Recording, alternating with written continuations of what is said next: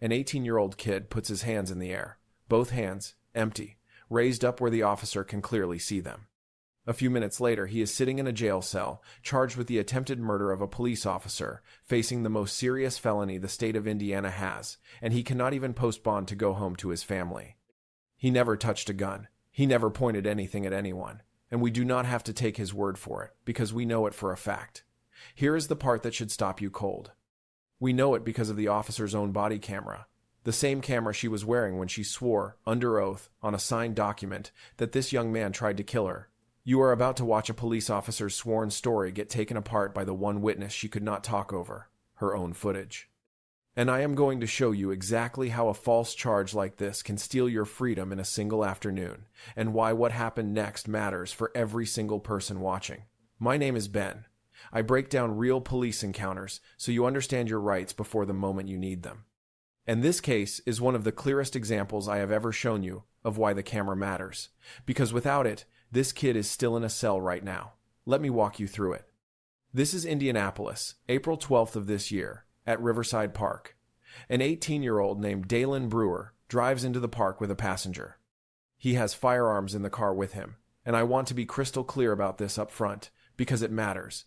Indiana is a constitutional carry state. Having those firearms in his vehicle was completely legal. He broke no law by being armed. Keep that in your mind, because the entire case is going to turn on the difference between legally having a firearm and the thing he was accused of, which is pointing one at a cop.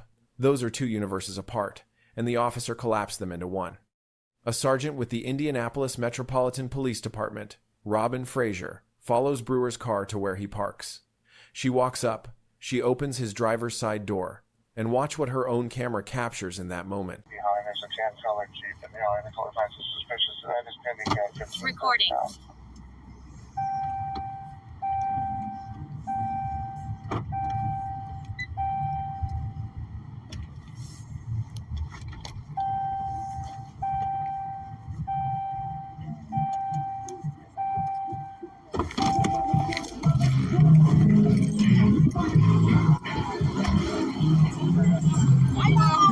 You need to leave the park. Move your hand back. Okay? Open the door. Open the door right now. Don't move your hands. His hands are up. That is the whole ball game right there. The officer opens the door, and this young man's hands are raised in the air, empty. The firearms are on the floor of the car, one of them down between his legs, exactly where they had been sitting the entire time. He does not reach for them. He does not grab anything. He keeps his hands up. Other car here now. Don't move. Don't move. Do not move.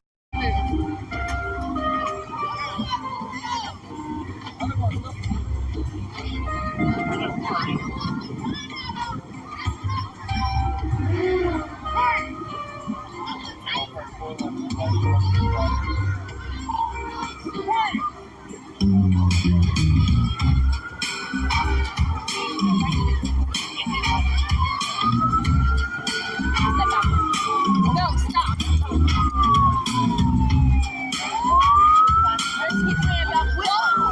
You understand? Now, let me tell you what the officer did with that, because this is where a bad stop becomes something much darker. Sergeant Frazier did not just arrest him. She went and swore out a probable cause affidavit, and in it she stated that Dailen Brewer pointed a firearm at her. On the strength of that sworn statement, this kid was charged with 4 felonies: attempted murder, resisting law enforcement while drawing a deadly weapon, intimidation of a public servant, and 2 counts of pointing a firearm.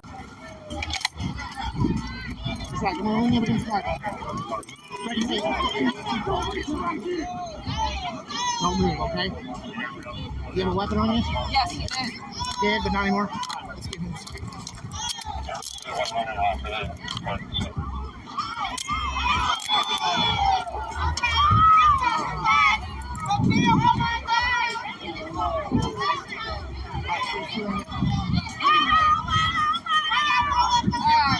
He had it pointed up at me. Okay. Are you okay? Are you okay? Take a breath. Take a breath. Look at the car real quick. So let me teach you what a probable cause affidavit actually is, because most people have no idea how much power sits inside that one document. A probable cause affidavit is a sworn statement. The officer is swearing, under oath, penalty of perjury, that the facts she is describing are true, and that those facts add up to a crime. A judge and a prosecutor rely on it. They are not there at the scene. They were not in that park. All they have is the officer's word on paper, and the whole system runs on the assumption that the word is on it. All right. We're taking them to the high school. Uh-huh. Come on, let's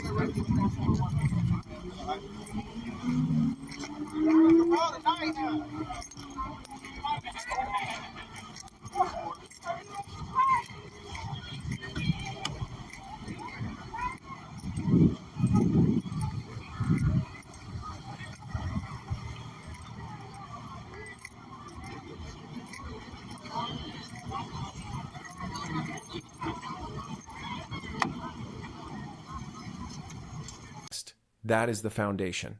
Now think about what happens when that foundation is a lie.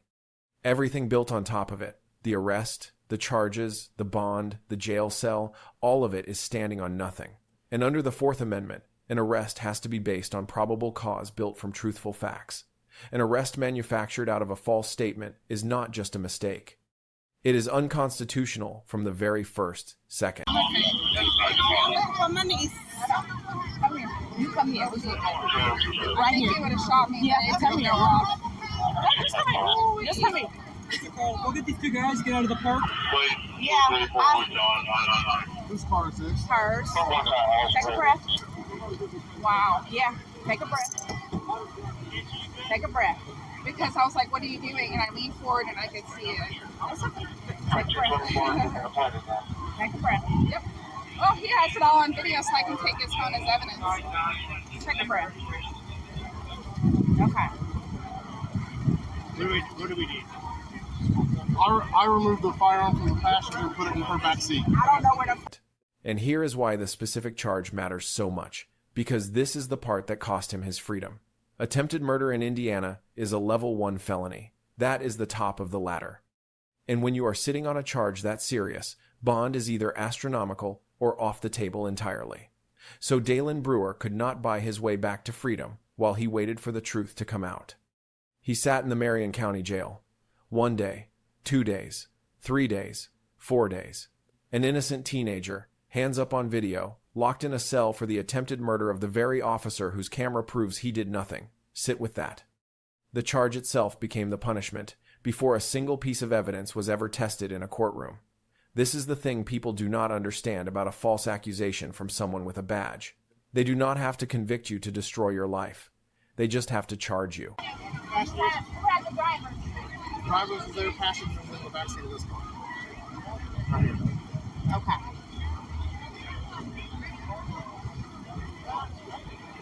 I'm pretty positive they could try to... No, but Just take a breath. Yeah. just so I know about your search, you got it down. Yes. You want to take her up? Yeah. Or drive her car and have it sent back? Wow. Okay. Let me,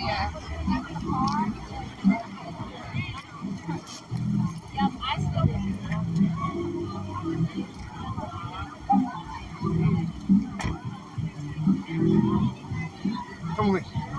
I'm okay. I know. Are you good? You okay? So how did he get out? Not because the department admitted anything, not because the officer came forward. He got out because on April 16th, 4 days in, a deputy prosecutor actually sat down and watched the body camera footage and compared it to the sworn affidavit and saw that the two did not match. The video did not show what the officer said it showed, and the prosecutor dropped every single charge. All 4 felonies, gone, because the tape and the sworn statement told 2 completely different stories, and only one of them could be true. No, I'm 100% sure the gun didn't go off. I don't know what he was, when he leaned forward, I was like, what are you doing? And I went like, no, all I could see was the muzzle. Yeah. What else do you need from us, Sarge? Nothing for now. This is ridiculous. Let's see what we have real quick. I'll get the tow slip for it. Wow. Yeah, the red car. Okay, it's so pretty. I'm a red car. I'm okay. fine. you sure? I'm good for now. Oh, this car also needs to get You got towed. this one too? That's the one that just drove through the grass. Oh, yeah, I'm okay. Yeah, I'm okay. I'm fine.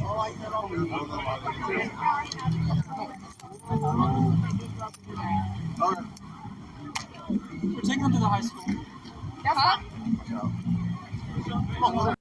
Now I want to steelman this for a second, because I always try to. Could this be an honest mistake? A chaotic moment? An officer who genuinely felt threatened? Adrenaline? A misperception? In a lot of cases, yes, that is a fair argument, and I am the first to make it. But look at what actually got written down. This was not a vague report that said the situation felt dangerous.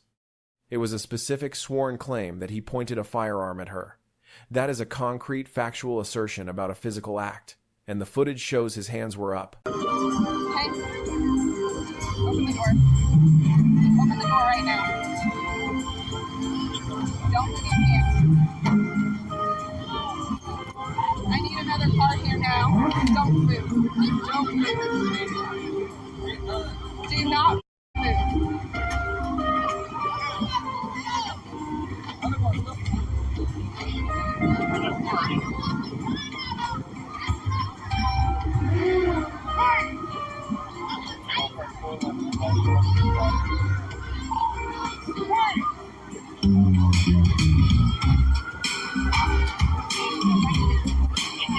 A misperception in a split second is one thing. Putting a specific act that did not happen into a sworn legal document that sends someone to a cell for attempted murder is a different thing entirely. The camera does not leave much room for the generous version, which is exactly why this is now in federal court. On July 20th, Dailen Brewer filed a federal civil rights lawsuit against Sergeant Frazier and the city of Indianapolis. The claims are false arrest, fabricated evidence, malicious prosecution, false imprisonment, and defamation. And I want you to understand what fabricated evidence means as a legal claim, because it is one of the most serious things you can allege against an officer. It is not saying she was careless. It is saying she manufactured a false basis to strip a person of his freedom. Courts have been clear that fabricating evidence to charge someone is not protected conduct. This is one of the narrow lanes where even qualified immunity, that shield that kills so many of these cases, tends to fall away. Because no reasonable officer could think that lying in a sworn affidavit is lawful. Okay. Are you okay? Are you okay? Take a breath. Take a breath. Go get in the car real quick. Go get your on my knees. Come here. You come here. Right here. You would have shot me. Yeah, come here. Just come here. Just come here. Go get these two guys, get out of the park. Yeah. Whose car is this? Hers. Take a breath. Wow. Yeah. Take a breath. Take a breath. Because I was like, what are you doing? And I leaned forward and I could see it. I was like, take a breath. Take a breath. And that brings us to the question everyone in the comments is going to ask, the one I cannot fully answer yet. If a regular person swore out a false document that put an innocent teenager in jail for attempted murder, that person would be facing charges themselves. So, the question is whether the officer will face anything at all. Perjury. False informing. Any accountability beyond a lawsuit the taxpayers will ultimately pay for. History is not encouraging on that front, and that gap, the one where the system punishes you and me for lying under oath but so rarely punishes the badge, is the whole reason people have stopped trusting the process. Now, I want to go deeper on the piece of this that should scare every law-abiding gun owner watching, because this is bigger than one kid in one park. Dailen Brewer was doing something the law explicitly allows. He had firearms in his car in a constitutional carry state. That is a right. And watch how easily that right got turned into a weapon against him. The mere presence of a legal firearm became... What do we need? I removed the firearm from the passenger and put it in her back seat. I don't know where the fire is. That No, it's in the back seat. Driver. Passengers. Who has the driver? Drivers is their passengers in the back seat of this car. Okay.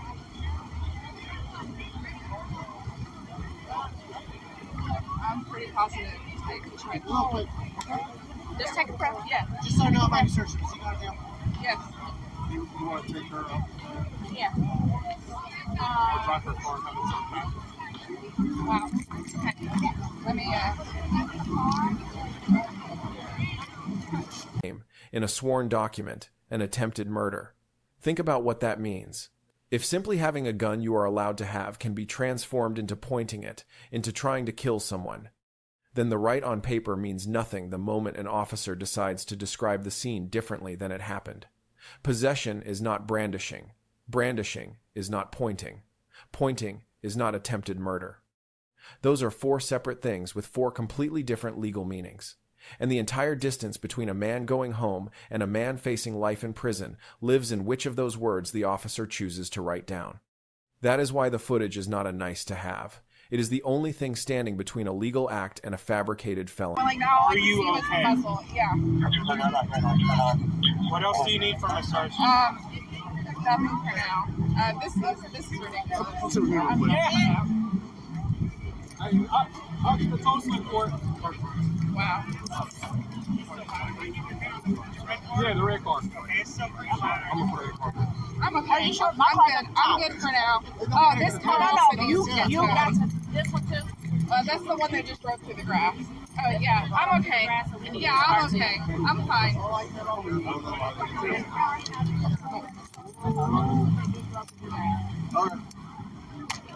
We're taking them to the high school. Huh? felony.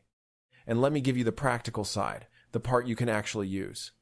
The reason we even know the truth here is that the body camera footage existed and somebody made it public. That is not automatic. Departments sit on this footage all the time, especially when it makes them look bad, and you often have to fight for it through a public records request. So understand the lesson.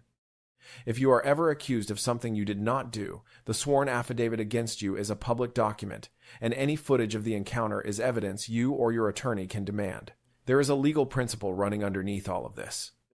When an officer puts a knowingly false statement into a sworn affidavit, and that false statement is what makes the arrest look justified, the entire arrest can be thrown out, and the officer loses the protection they would normally get. The lie does not just fail. It becomes the thing that sinks their whole case and opens them up personally. That is the doctrine Dailen Brewer's lawyers are leaning on right now. But none of it works if the footage disappears, which is why you record, you preserve, and you never assume the system will go looking for the truth on its own.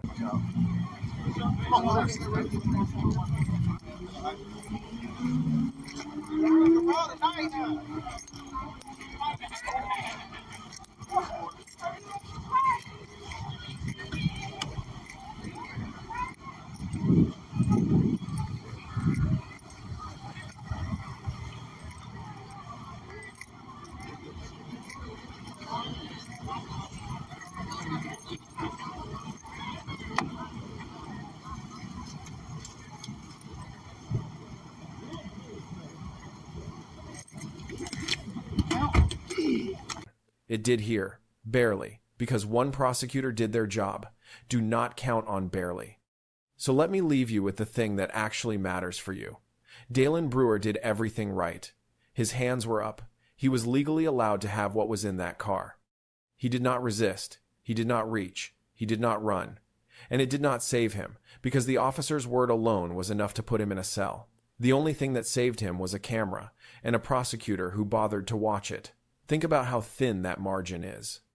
If that footage did not exist, or if nobody had reviewed it, an innocent 18-year-old would be fighting an attempted murder charge right now on the say-so of one person.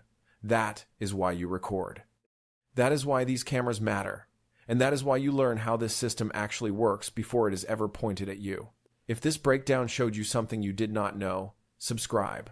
Because I put one of these out every single day, and the next one might be the one that protects you or someone you love. And if you want to go deeper, my members get the extended case files and the full Know Your Rights playbook. The link is in the description. Now tell me honestly, if that were your son sitting in a cell for 4 days on a charge the officer's own camera disproves, and she is still wearing a badge tonight, what do you think should happen to her?